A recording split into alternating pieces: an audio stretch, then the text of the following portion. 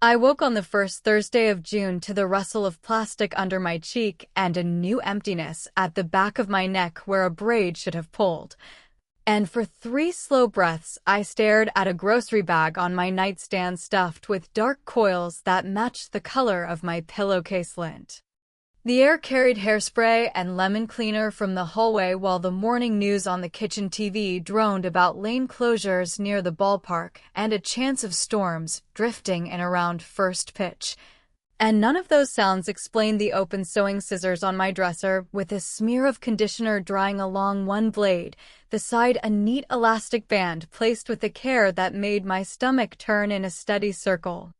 My name is Erin Cole. I am 27. And for the 6 weeks leading up to my sister's wedding, I had moved back into my parents' split level in Parma Heights because my lease ended the first week of May, and my mother insisted the house would be calmer if both daughters slept under one roof until the second Saturday in June when the organ would start at St. Mark's and the photographer would herd everyone into the church garden for the wide family shot.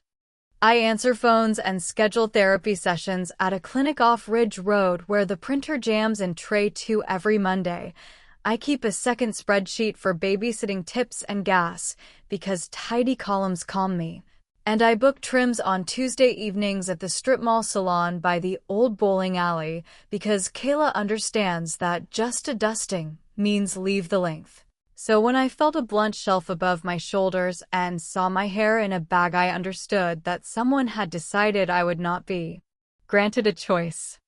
I carried the bag and scissors downstairs with my throat tight because first words in this kitchen decide the whole morning.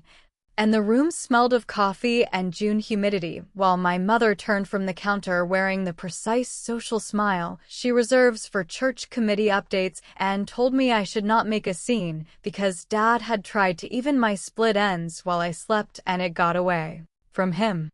My father stood by the sink with his key clip flashing at his belt and explained that the stylist had mentioned dryness last time, so he believed a fresh start would help before photographs.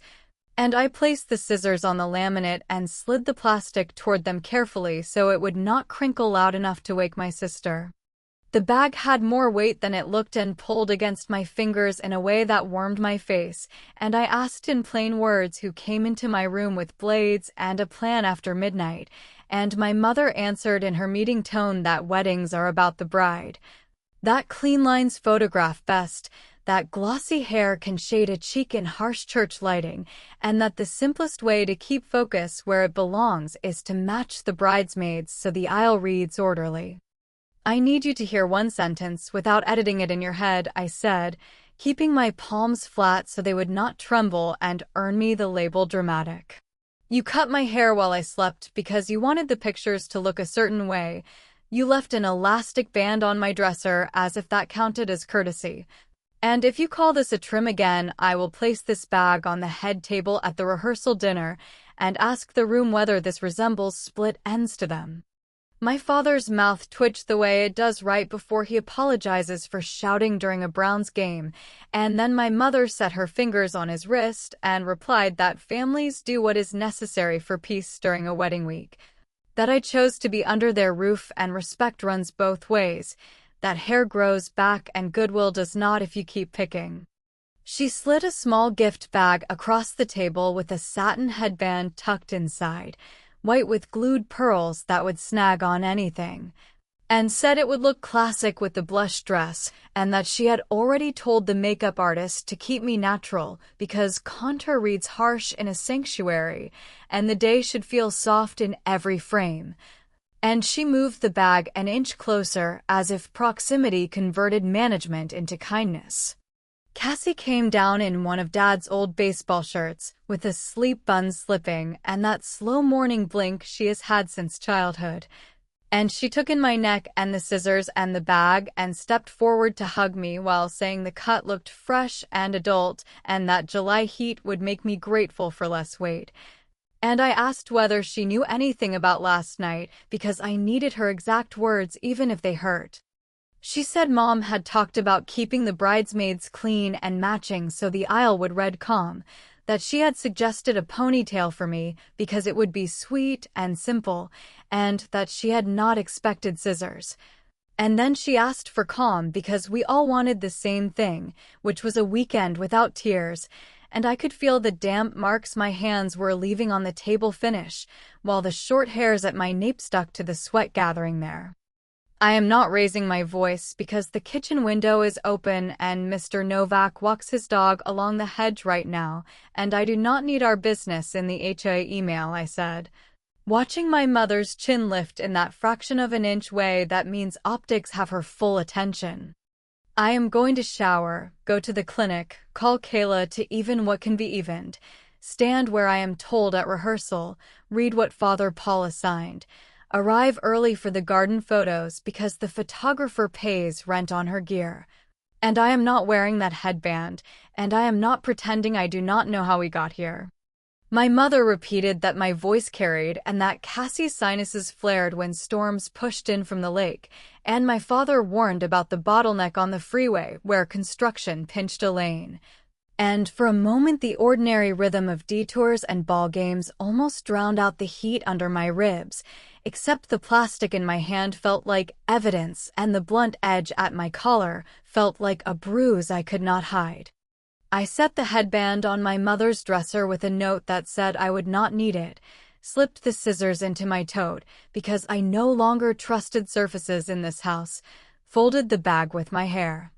and slid it under sweaters in my suitcase because seeing it on top of the kitchen trash would have turned my stomach. The clinic steadied me because phones rang in a pattern I know, tray 2 jammed in its usual way, and Mr.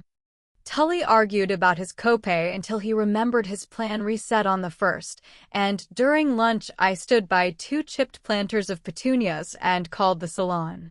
The owner said Kayla could take me at 3 and that the shop's policy is simple. Services are directed by the adult in the chair, and she asked whether I wanted that in writing with the time and date because paper helps when people insist they did nothing wrong. And I said yes. The waiting room TV cycled through weather, a quick mention of Saturday's church rummage sale 2 neighborhoods over, and highlights from the high school playoff game. When the anchor read the pitcher's name, I remembered that kid scooping nacho cheese at the park snack bar last summer, and that ordinary detail loosened the tight band around my chest in a way no speech could have.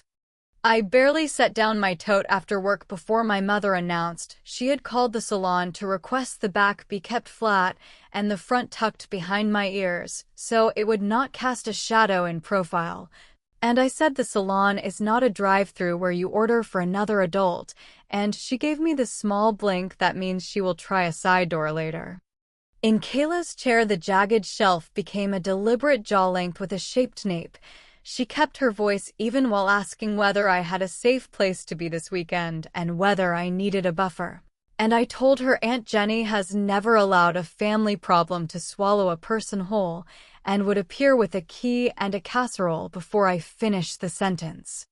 While Kayla worked, the owner took a call and said in a voice that carried just enough for a point to be made that the salon does not accept hair directives by phone from anyone not in the chair, and she printed a paid receipt with the policy line in bold and the timestamp.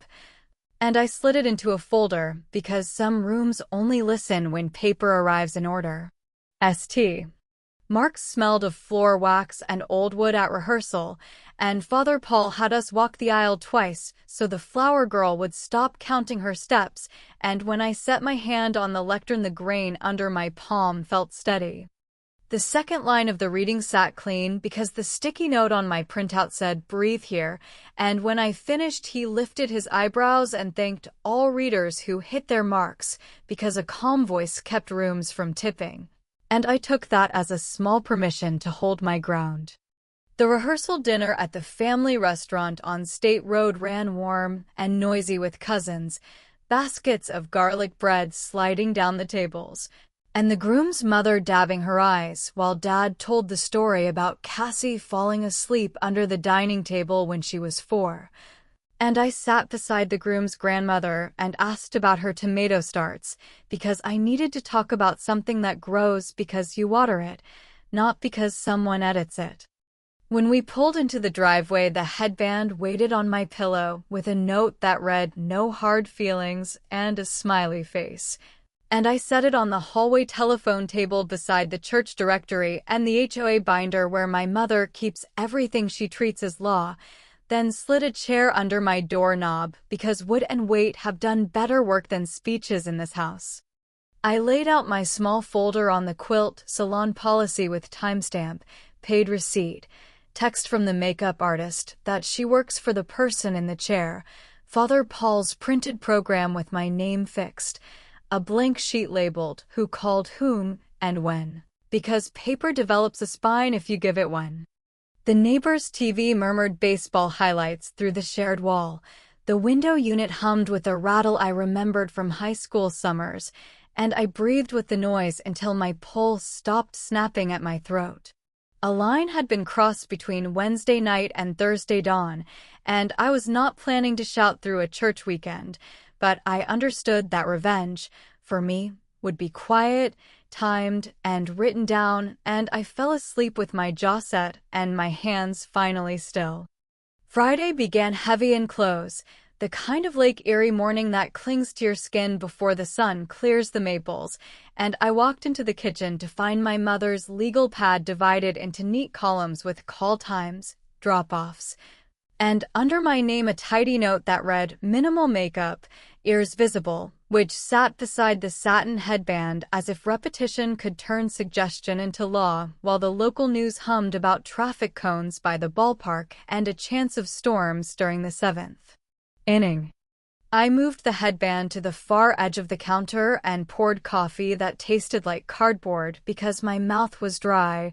and I told her I would be at the salon at 9 and at the courthouse rose garden before noon so the photographer would not need to fuss, and she said, "Good girl," in a bright voice that might have been meant kindly if not for the line where she had written my face like an agenda item, and then she turned to the pantry to inventory votives, while my father carried folding chairs to the garage in a rhythm that tried to make the house sound normal. Kayla had me in her chair at 8:58 with a cape clipped tight and a steady hand on the round brush, while the salon's owner answered a call at the front desk with the practiced, "Good morning," that keeps a waiting room civilized. And after a quiet minute she cupped the receiver and asked me, with eyebrows raised, whether my mother had permission to direct services for me, and when I said no she returned to the call and used a tone I wanted to bottle. The one that says adults speak for themselves in this building and any attempt to override that ends the appointment. Then she hung up and apologized for the interruption even though she had nothing to apologize for. Kayla set a small bend through the front so the line read deliberate rather than hacked, pinned one side with a clean clip, and held the mirror so I could see the back where the ragged shelf had become a shaped nape. She said, "You look like yourself." And the words landed across my ribs like a hand bracing someone on a bus when it lurches. The owner printed a receipt stamped paid with the policy line in bold and the exact time, slid it across, and asked whether I wanted a second copy for a folder, which told me she understood more than I had said. And I tucked it away because some rooms only believe you when the ink is dry and the numbers line up. At 10:30, I walked into the dress shop and stood under flattering lights, while Cassie practiced small steps on the riser for her bustle and the seamstress steamed a stubborn fold, and my mother, who cannot abide idle hands, adjusted hanger spacing on an empty rack while she studied my head like a project she was trying to complete before noon. She called the cut modern in a voice that was half praise and half warning, then pivoted to ask the seamstress whether a lace wrap might keep sanctuary lights from making arms glare in photos. And I stepped close to my sister and told her the hem fell clean and the seam at the waist sat right, and that the bustle would make sense to the bridesmaids after one practice, because our group was usually teachable once you removed the jokes. When the clerks drifted to the back to hunt a sash, Cassie reached for my hand and said she wanted to show me something before I heard it sideways, then turned her phone so I could read the bridesmaid group chat where at 5:12 a.m. the previous morning my mother had written, haircut handled. Please keep compliments simple. No debate, and the maid of honor had replied with a heart emoji and keeping the spotlight balanced, and another cousin had typed bless, which did not bless anything. The sight of those timestamps pressed on my chest in a way that was both sickening and steadying, because the first piece of hidden truth was suddenly not a feeling, but a line of text with a clock. And I told my sister quietly that I appreciated the honesty and that I would still be on the church steps at 4 because vows matter even when people around the vows make poor choices. Outside the shop, my mother matched my pace to the car with that brisk walk she uses when she is moving a conversation into her lane. And she said she hoped the dramatics were finished because the photographer's schedule was tight and the rose garden would be full of strollers and geese, and she did not want to manage attitude on top of droppings. And I told her the salon had recorded that hair directives would be taken only from me and that any further calls would be logged by time and date, and she said I was being petty when the week called for grace, and I told her that grace starts with asking before you take. She smiled the smile she uses when a neighbor complains about lawn heights and said, "Let's not make this hard," and I said, "You already did." And we stood like that for a breath until a clerk pushed through the door with a garment bag and invention won over courage, and we got in separate cars.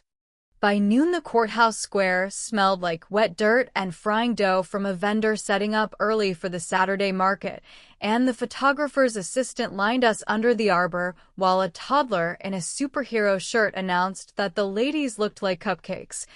And the maid of honor kept trying to slide me 2 places back for symmetry, while the photographer kept moving me forward because she was not going to fight the physics of height in a group shot, and I concentrated on keeping my shoulders level and my jaw relaxed while an aunt stage whispered behind a hydrangea about tone and being gracious, which meant stop making your face look like it has thoughts. During the sisters-only frame, the photographer had us face each other with our foreheads almost touching and told us to think of a secret we kept together as kids so the smile would be real. And I pictured the summer we fed stale bread to the retention pond ducks behind the strip mall and came home with hems damp enough to get a lecture. And the memory softened the corner of my mouth for one picture before the group dissolved, and we were hustled into another stack where groomsmen wandered in like they had nothing else to do at midday. I stopped by St. Mark's at 2 because Father Paul had asked me to check the lectern height, and the parish secretary handed me a manila envelope with the reading while telling me, in a careful voice,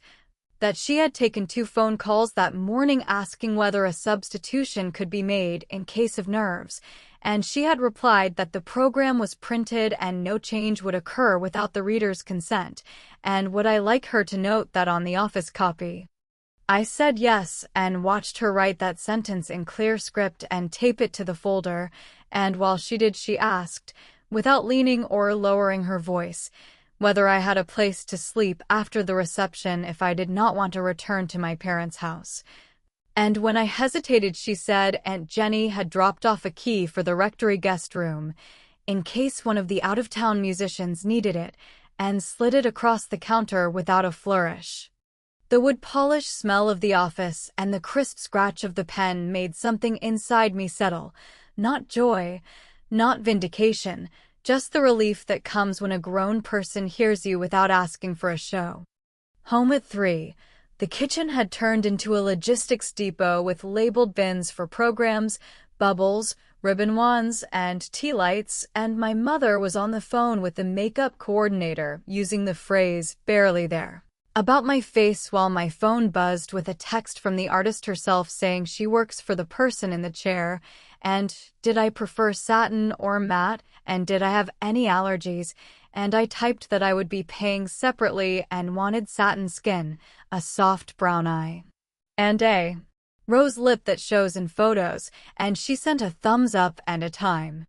My father came in sweaty with 2 metal folding chairs and told me kindly not to be late to the rehearsal because Father Paul runs a tight ship, and I told him I would be early, and he looked relieved in that way men are when a schedule lines up even if people do not.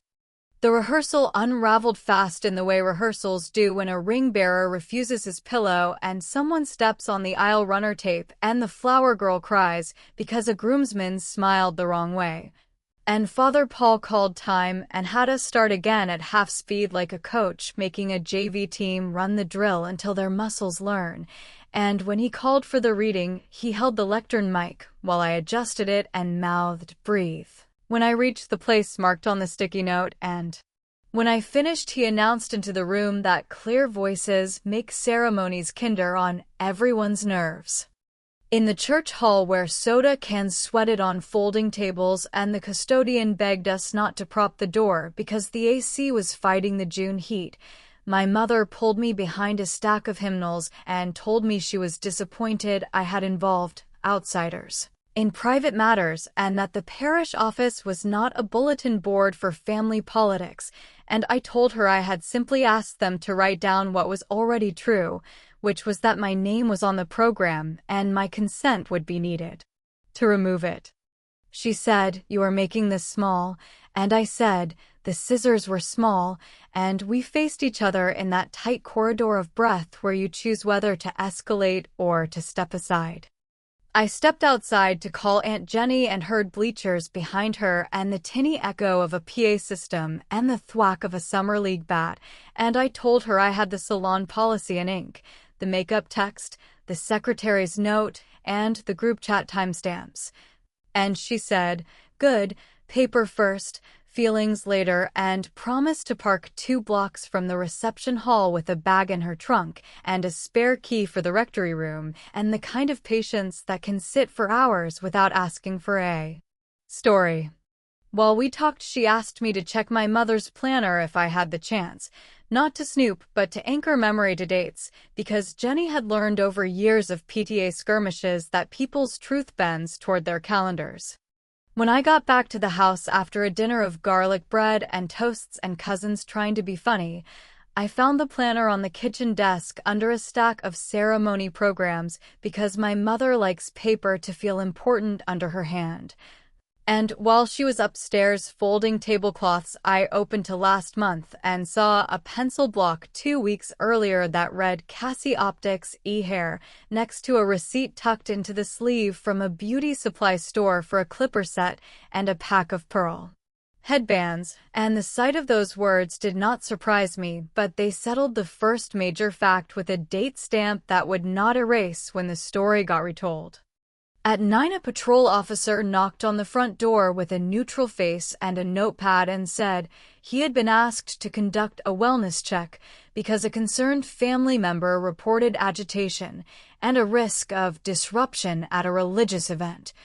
And he asked if I was safe and if I intended to attend the ceremony peaceably, and I said I was safe and planned to do exactly what was assigned to me. And he nodded and asked me to sign a note that said we had spoken, and he left with a quiet, "Have a better night," that felt like a stranger holding a door when your arms are full.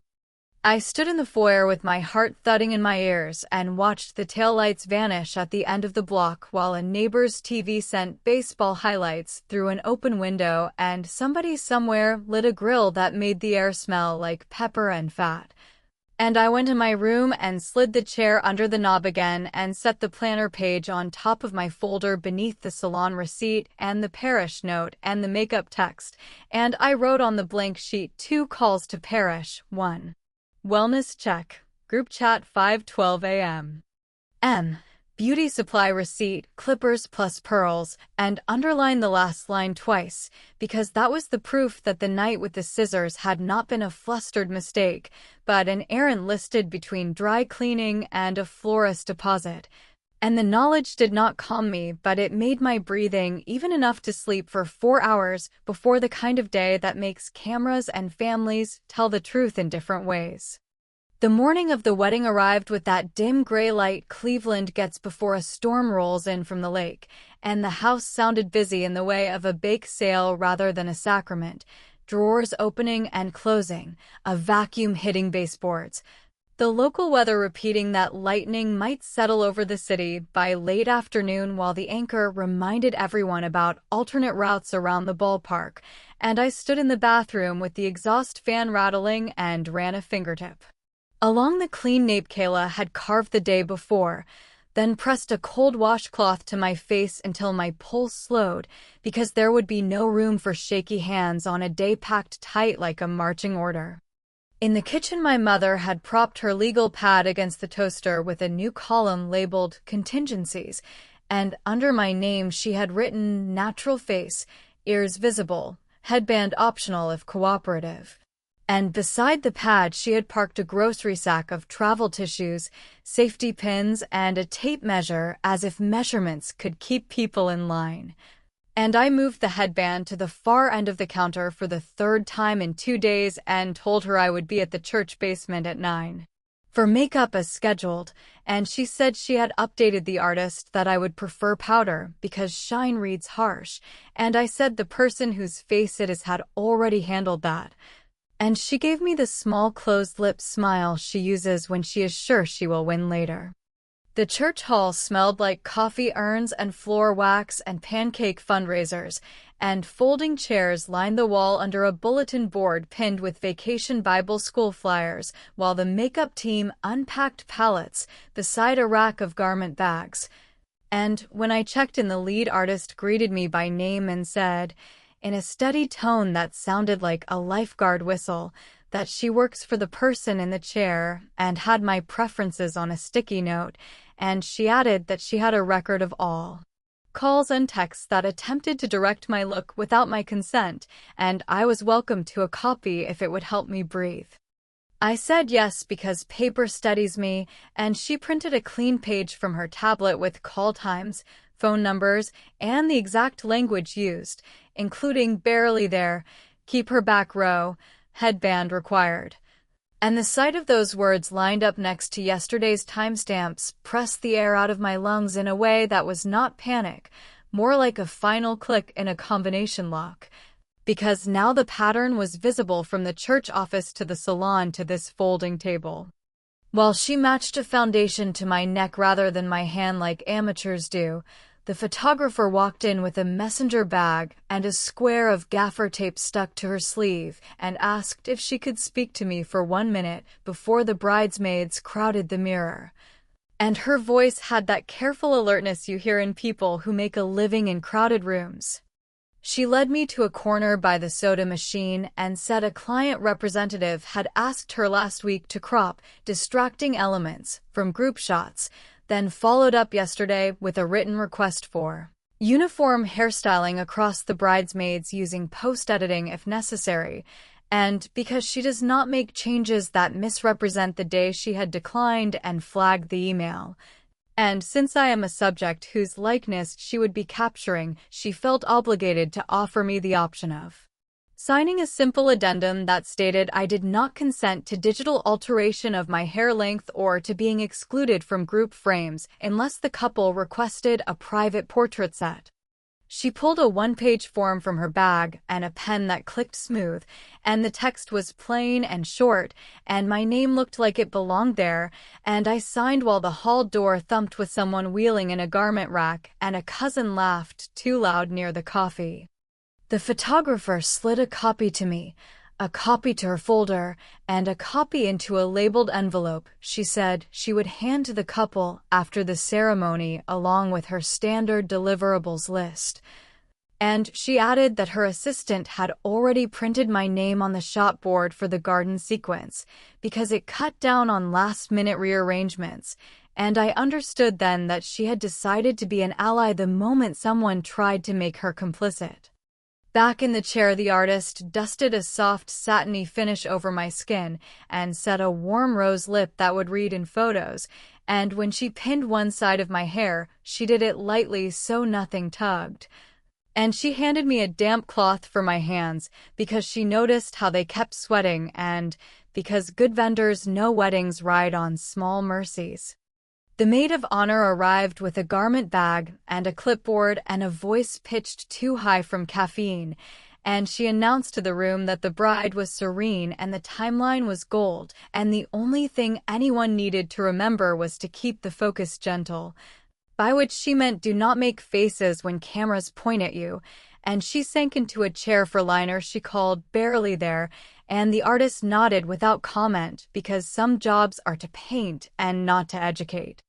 While a cousin dug through a tote for spare hosiery, Aunt Jenny slipped through the door with a grocery sack of protein bars and travel packets of tissues and a phone charger. And she squeezed my shoulder in passing and murmured one sentence that sounded like a string tied around a finger, which was, "Keep your folder on you," not in a bag, and I slid it under my dress garment bag where the zipper would make someone think twice. An hour before the procession, Cassie pulled me into a side classroom with a crucifix on the wall and a carpet that smelled faintly of paste from old craft projects. And she shut the door and said she needed to be the one to tell me a thing she had not known how to say yesterday, and she handed me a folded slip from the seamstress pinned with a straight pin that read, "Waist taken in per mob request," and beneath that, in softer pencil, "Do not mention, keep bride calm." Her face went quiet in that way it does when she is fighting her own nerves, and she said Mom had visited the dress shop alone last week to pay the balance and asked the seamstress to let the waist out a hair in case Cassie bloats, and to be ready to take mine in if I looked too sharp, and the seamstress, who has back problems and a soft voice and a mind like a ledger, had written both notes and left them tucked into the alteration file for her own record, and when Cassie saw them this morning beside the steam wand, she made the clerk reprint a log without my name near any change, because she refused to be part of a comparison game. My face heated up so fast I had to sit down on a small plastic chair meant for first graders, and I pressed my thumb against the paper and felt the indent of the pin through the note. And my stomach did that slow drop you get on highway overpasses, because this was the major secret I had not planned for. Not the cutting itself, but the way everything around us had been tuned like an instrument to keep me smaller and my sister anxious in the name of harmony. "I am not telling you to blow up your own day," I said, because it seemed necessary to give her a way out before I showed her the rest. "I am telling you I will stand where the chart says, read what the program assigns, and perform the job asked of me, and I will also not permit anyone to move me around the edges like I am a prop, and I have paper for everything that matters. And if anyone storms, it will not be me." And I set my folder on the classroom table and slid out the salon policy with timestamps, the makeup artist's call log, the parish note about my consent, the photographer's no alter addendum, and the photo of Mom's planner page with Cassie Optics e-hair and the beauty supply receipt showing clippers and pearl headbands. Cassie traced her finger over the word optics like it was a stain, and then she looked at me and kept looking until the color in her cheeks changed, and she took a breath that rattled and said she would speak to Mom now, not to yell, but to place a line that would not move. And I warned her that the line would cost something, and she nodded and said a marriage that begins with the truth can carry the cost of a line. She found our mother in the vestibule supervising corsage pins and asked for a minute in the cry room where other families nurse babies and calm toddlers, and I did not follow because I have learned not to be the witness my mother prefers. And from the hall I heard the low tumble of voices, not sharp, just strained, and then a pause where no words fit the air, and then Cassie's measured tone saying she would not reward interference with more decisions, and my mother's voice rising to say that a wedding is a production and someone must run the cues or chaos wins, and Cassie replying that a marriage is not a play and she would not start hers by choosing a stage manager over a sister. When the door opened, my mother's face held that polished calm she saves for Sunday coffee hour, but her knuckles were white on the strap of her purse, and my sister's hands shook a little the way they do after a blood draw, and she held her little paper roll of vows like a lifeline. 10 minutes before the processional, the photographer's assistant posted the final shot board by the sacristy door and copied the lineup onto a smaller card taped near the garden gate, so no one could claim confusion later. And the parish secretary appeared by my elbow with a gentle cough and slipped me the rectory key Aunt Jenny had left with a note that said, "Use only if needed, no explanations required." And then Aunt Jenny herself materialized beside the baptismal font and murmured that her car was parked 2 blocks over with a bag of basic toiletries in the trunk and a tank full of gas, and if I wanted out after the bouquet toss we would not be seen, and I nodded because the plan felt less like an escape and more like dignity in motion. As the organist started the prelude, the patrol officer from last night stepped quietly into the back pew out of uniform with a jacket over a polo and nodded once when his eyes met mine. And I realized Aunt Jenny had probably called him to confirm that no further wellness checks would interfere with the church ceremony, and that extra steadiness in the back of the room clicked into place like a wedge behind a door. I walked down the aisle on my cue with my shoulders down and my jaw soft, and when I reached the lectern my hands did not shake, and the words about patience and kindness did not stick in my throat. And when I went to stand on the garden path for photos, the maid of honor tried one last time to shuffle me 2 spots back. And the photographer lifted her hand and said the card was posted for a reason, and we were not going to spend the bride's light arguing over inches, and the maid of honor stepped aside because she did not pay the invoice. During the sisters-only frame, Cassie leaned her forehead to mine and whispered that she loved me and that later we would decide together what to do about the things people keep under their rugs. And the sound of a goose honking by the courthouse fountain, and the smell of wet boxwood, and the click of the camera shutter landed in my chest like a stamp on a form, not a finish, but a threshold crossed. The loss came quietly in the receiving line when my mother, face smooth and voice bright, skipped me in her introductions twice, and then recovered with a hand squeeze that was too hard, and later at dinner when she delivered a toast that thanked everyone who supported the vision without looking in my direction, and I let both pass because the decisive move I needed to make was not in a microphone or on a dance floor, it was on paper and in exits.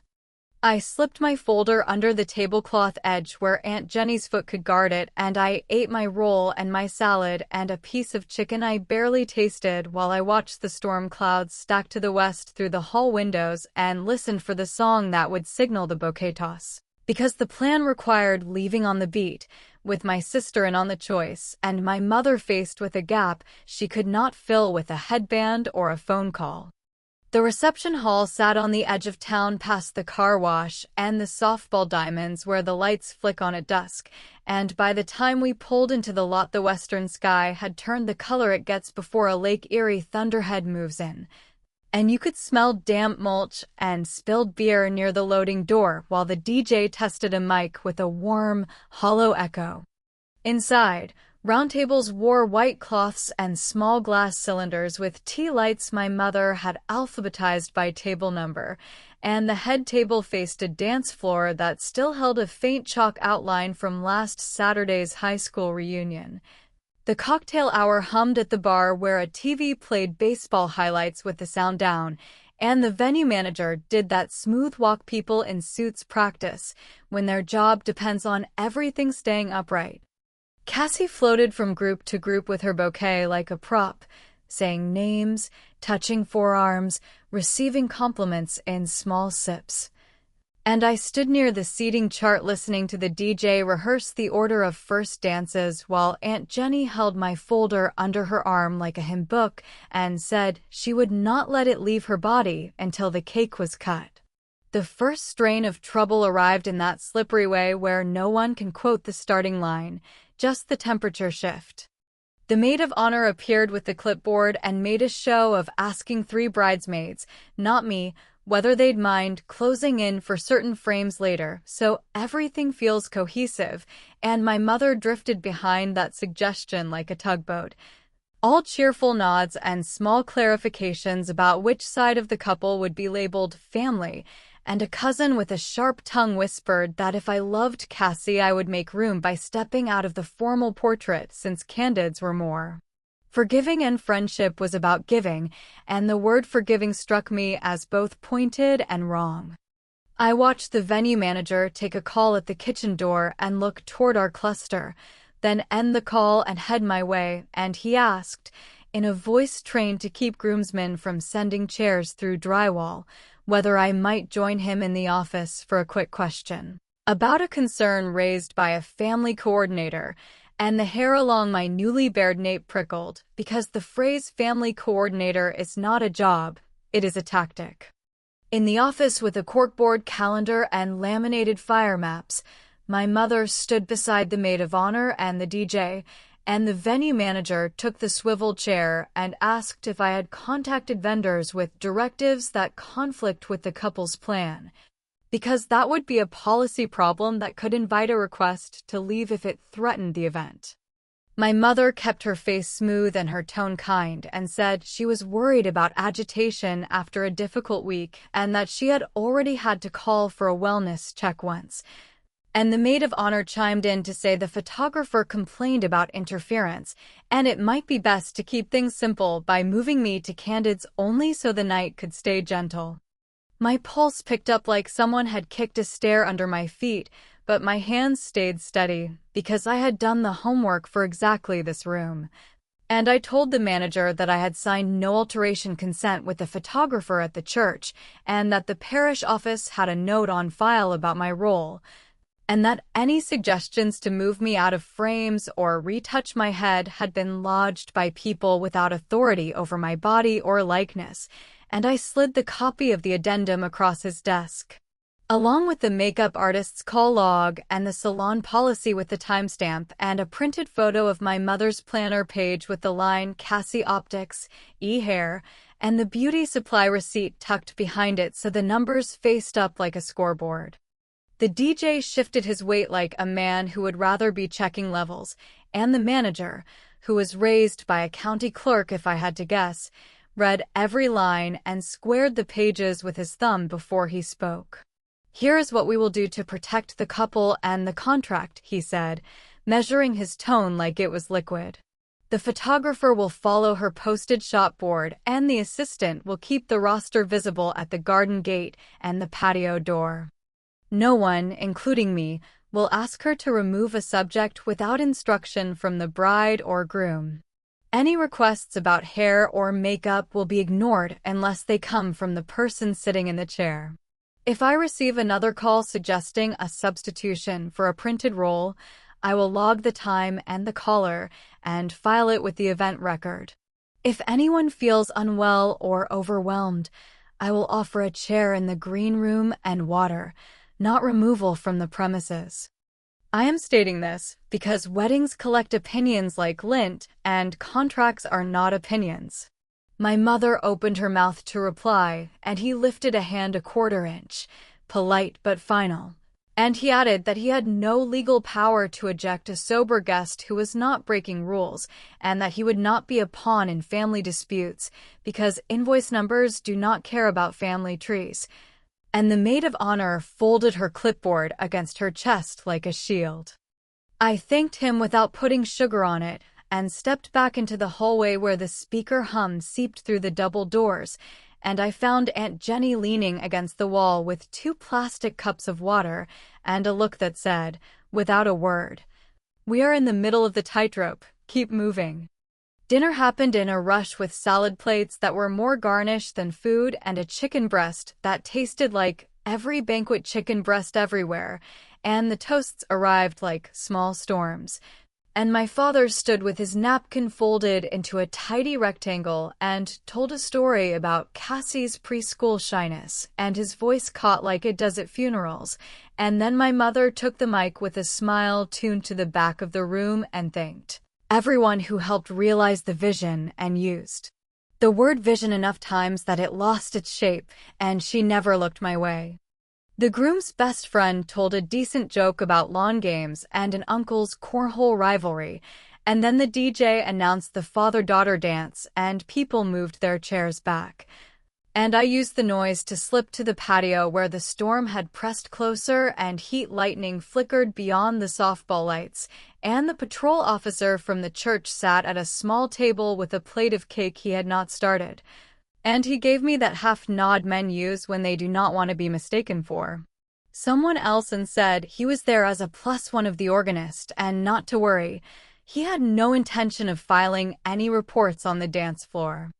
I stood with my hands on the railing to cool my palms and breathed until my shoulders dropped a fraction, because the bouquet toss clocked in exactly 40 minutes and the decisive piece of this plan had to hit like a bell, not a cymbal crash. The pushback before the toss came as a whisper first, then a quiet order.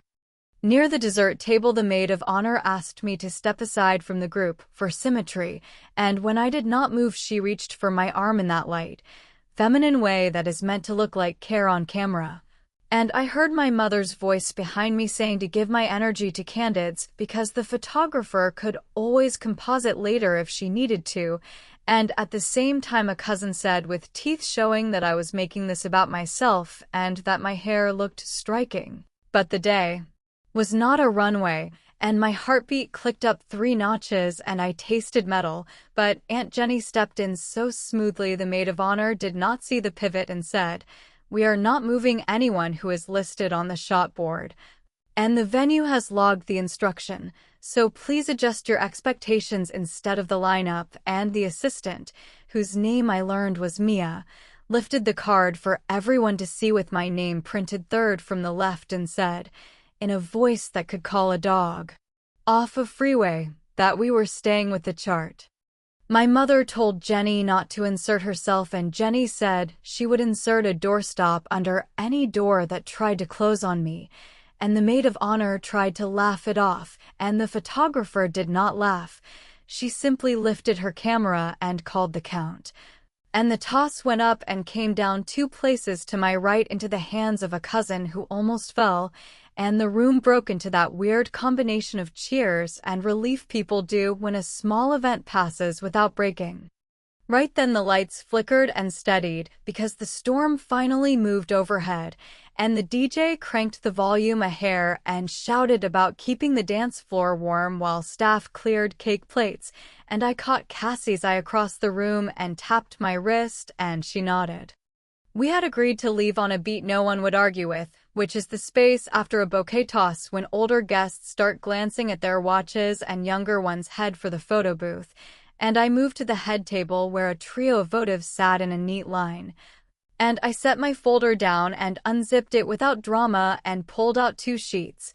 The photographer's no-alter consent with my signature, and the addendum she had placed in an envelope labeled for the couple, and a short, simple note Cassie had asked me to draft that morning in the church classroom, a sentence that read, "As the bride, I ask all vendors and family to take direction only from me or my spouse for the remainder of this event. No third-party requests about lineup or appearance should be honored." She had signed it in her bridal room with her new name and a little flourish like a person claiming her handwriting, and I handed both to the venue manager who had materialized again because he had learned to return to rooms where voices turn tight.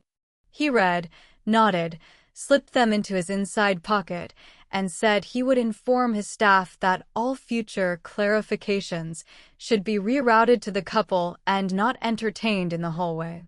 My mother watched this from 12 feet away with a plate of cake she did not eat, and her face did not change, but the hand holding the fork tightened enough to bend it a fraction. And she walked toward us with the smile she uses at church coffee hour right before she tells someone the sign-up sheet is full, and she said it was hurtful to weaponize paperwork on a day that should be about community, and that she had only ever wanted a smooth event, and that I was twisting her care into control.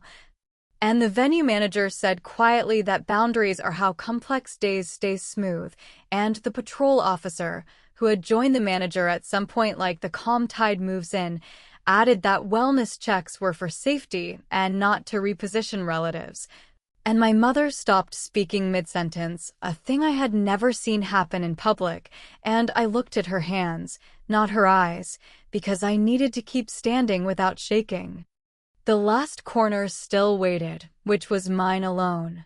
I walked to Cassie, who stood talking to the organist's wife about schedules and music, and I told her the manager had the note, the addendum was placed, and the hour had come for me to give the day back to her as cleanly as I could. We hugged the way sisters do when one of them has had a shot and does not want to flinch, and she said she wanted me to stay until the last song, and I said I could not do that and keep faith with the line I had drawn, and she nodded with her eyes wet but steady. And we agreed that I would slip out the side door after the cake was cut and text her when I got to Aunt Jenny's driveway so she would not worry. At the cake table, the DJ did his bit about not smashing frosting unless permission had been granted, and people laughed, and no one looked at me as I slid my chair back for the last time. Leaving was not a flounce, it was a small, clean movement that did not ask permission. I took my garment bag from the coat rack by the kitchen door and my folder from Aunt Jenny's hands, and I walked past the bar TV playing baseball highlights on mute and the exit sign glowing red and the umbrella stand that had been empty all day until now. And I stepped into air that smelled like wet pavement and charcoal where someone a mile away had started a grill between thunder rumbles. Aunt Jenny pulled her sedan up from the far lot like she had done it for nieces all her life, and I got in with my folder on my lap and my breath coming easier than it had in 2 days, and as we pulled out, I watched the hall lights flicker again and steady. And I did not check the rearview mirror because nothing behind me belonged to me anymore except a sister who had chosen to sign her name next to mine. Aunt Jenny's sedan hummed the 2 miles to her street with wipers squeaking across glass even though the rain never quite fell. And we sat for a minute in her driveway with the engine ticking while thunder stitched itself somewhere over the lake, and the late local news anchor on her living room TV reminded everyone about power flickers around the ballpark. And I texted Cassie that I loved her, that I was safe, that I would send a photo from Aunt Jenny's porch when I had my shoes off. She answered with a heart and a sentence that read, "Thank you for not making me pick a side in front of everyone," followed by a picture of her hand and her husband's on the dance floor with the bouquet in a vase behind them on the head table. And I put the phone face down because I wanted to keep that image intact. Jenny set a plate with a square of sheet cake on the coffee table and told me to eat at least 3 forkfuls before sleep because sugar keeps a body from waking in a shiver at 2. And we watched a baseball highlight loop on mute while the room cooled enough that my shoulders let down, and the church key lay on the side table like a plan that didn't need more words. Sunday morning smelled like coffee and floor polish in the church hall as volunteers stacked chairs and folded tablecloths. And the parish secretary gave me a slight nod as I slid an envelope under the office door with copies of the photographer addendum and the small note Cassie had signed about direction coming only from the couple. And the rectory key went back into the tray with a sticky note that read, "Used, no incident, because Jenny writes records like other people breathe." Outside in the lot, I could see my mother's car parked at the far end and a cluster of relatives around her as she directed centerpieces and leftover cupcakes toward a brunch at the country club. And I did not cross the asphalt to greet them because I had measured my steps for the week and knew when not to spend any. Instead, I drove to a shipping storefront 2 miles down State Road and stood at a counter that smelled like toner and cardboard and mailed a small box to a regional hair donation nonprofit with a bag inside and a letter that said only cut without consent, redirected with consent, and the clerk printed a receipt with a tracking number and asked whether I wanted insurance, and I said just the standard because some losses don't need an appraisal, they need a use. Midday we went to my parents' split level while the brunch was still in motion, and I let myself in with my key and moved quickly in the heat that builds on a June Sunday when the AC gets set too high to save dollars, and I filled 2 bins with my books. The quilt my grandmother made, my clinic scrubs, the stack of PDA volunteer shirts I had kept even though I no longer worked that school's fairs, and the folder that had become a spine for the month. The house sounded soft and empty in the way houses do when lists have walked out to a different address. And when I opened the top dresser drawer, I found 3 more satin headbands with crooked pearls still in their packaging like talismans against women making their own choices. On the kitchen desk under the church programs, I laid a single sheet of paper that read "Keys enclosed. No entry to my room without invitation. All further requests about my appearance or schedule should come to me directly." And I slid my house key into an envelope with my name, then tucked a cashier's check under it for the utilities I had used that month, because I do not like leaving balances to fester into someone else's story. As I carried the last bin to the car, my father's truck turned into the driveway with the game on low in the cab and the smell of clubhouse coffee drifting when he opened the door. And he stood with his hands on his hips the way he stands when he can't decide whether to fix a thing or let it sit, and he asked whether I could spare 5 minutes on the porch before we pretended a calendar had moved us past this week. I set the bin in the trunk and closed it so I would not keep glancing at my own things as if they might run, and on the steps he said he had never meant harm, that his mother had always said a parent's job is to smooth a path when a crowd will be watching, that he had learned to duck problems with a half measure and a smile because fights make a roof feel like it is bowing, and that he now understood that smoothing had crossed into shaving when he had not woken me and asked. I told him I heard the part where he wished it had gone another way, and I asked him to decide whether his apologies would be followed by hands that keep to themselves, and he nodded once and said, "I can do that." And then he asked if I would be at Sunday church next week because the youth group would be short a driver for the car wash, and I told him I would send a donation and not a schedule. And the radio in his truck called a double to left field, and we both looked at the half-empty street, as if someone else might explain the inning. Monday after the wedding, a week that had been outlined down to 15-minute increments opened like a space where my feet could decide their own pace. And Aunt Jenny's neighbor offered me a month-to-month sublet over his garage with a window unit that rattled in a familiar way and a small deck that held 2 metal chairs and an old grill. I drove 6 miles to the credit union, slid a deposit across the counter, and signed a lease with a pen that left a blot on my thumb, and in the afternoon I moved my bins up the narrow stairs until my legs trembled, then sat on the floor with a glass of tap water that tasted faintly of the pipes and sent the clinic a new schedule for July that did not include early mornings for other people's plans. The next day, I posted a listing for my bridesmaid dress on a resale board with a price $50 lower than I could have asked because I wanted it out of my closet quickly. And a college student from Parma drove over in a hatchback with a friend and handed me cash and tried it on in my tiny bathroom and walked out beaming in a way that made whatever I had thought about revenge shift into something else like relief for a stranger. Midweek, the photographer sent a link to a preview gallery, and I opened it on my phone with my hands cold and went through frame by frame, and there I was with the deliberate line Kayla had cut and the soft bend around my cheek and the side clip catching light. And my eyes looked like they were not asking for permission, and I saved 3 images to my camera roll with the quiet click that marks a small decision.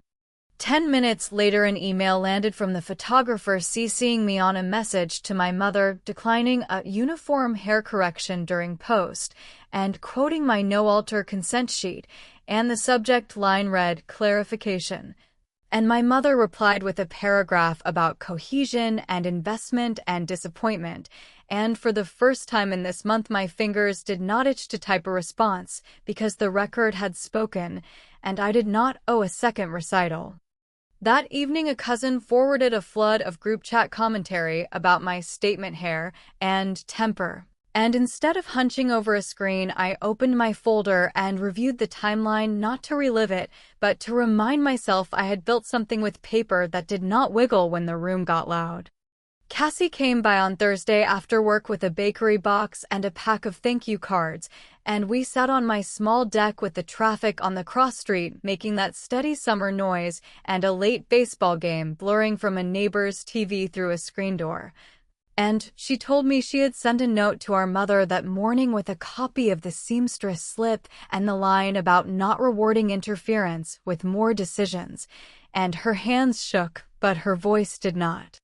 She asked me what to do about the holidays and whether I thought I could sit at a table in November without checking the angle of a lampshade, and I told her I did not know yet because forgiveness that arrives with a deadline tends not to last. And she laughed once in a way that sounded tired and tried, and we ate slices of leftover cake that tasted like refrigerator and sugar, and she held out a small envelope and said she had mailed a donation in our names to a women's shelter on West 25th. Because she understood that the bag had to go somewhere helpful, and that was the first moment that month when I felt the heat under my ribs settle into something like a clean line instead of a flare. By the last Sunday of June, I had a routine that fit inside my own choices. Morning coffee on the deck before the air went thick, a walk to the corner for the edition of the local paper that still prints garage sale ads and church picnic schedules, clinic shifts that ended on time, dinners that were sometimes cereal and sometimes a skillet with onions and peppers, because both felt like control in the right measure. The parish secretary sent a postcard that said, "Only your reading carried," and Aunt Jenny texted a photo of the youth car wash with a caption about sunscreen and chaos that needed 3 more towels. And the venue manager emailed a scanned note for his file with the time and date of each clarification call received and a line that read, "Handled in accordance with couple's directive," and I saved it in the same folder where I kept my lease and clinic schedule. I drove past my parents' street once on my way to drop off a bag of clothes at a thrift store, and the mailbox that had always leaned a hair to the left stood newly straight and freshly painted. And for a second I thought about turning in and asking for coffee like it was any Sunday before the scissors, and I kept going because I had not yet decided whether returning would be peace or surrender. I do not know if what I did counts as revenge in the way people like to package it in stories with bright edges. There was no scene, no speech that made a room gasp, only a record laid down in small, stubborn pieces and a decision to step out of a story I had not consented to. My mother will likely tell this month as a tale about a difficult daughter and a misunderstood plan, and my father will keep smoothing the path with half measures until he remembers to stop. And Cassie will draw her own lines and spend them carefully because marriages need that kind of economy.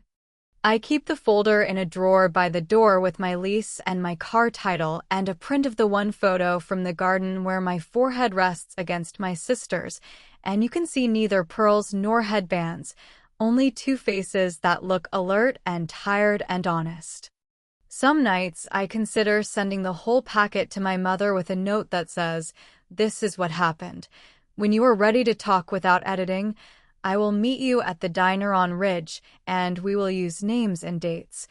And other nights I think silence might be the only boundary she will respect. The last game of the weekend murmurs through a neighbor's TV while I wash a plate. The window unit rattles in a way that sounds like it has been on my side all along. The air smells like rain that might or might not arrive.